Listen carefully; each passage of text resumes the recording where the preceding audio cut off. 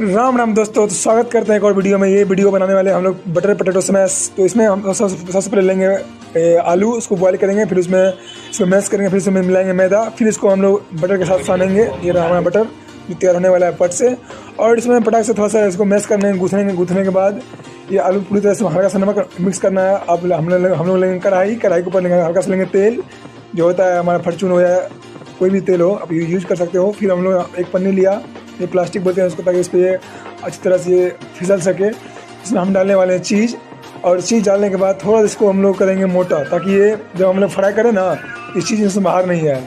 इसको हम लोग देने वाले शेप, इस तरह से हमारे शेप दे दिया है, इसको रेक्टेंगल शेप दे दिए हैं। अब डाल दिए तेल में, अब बन गया हमारा तैयार।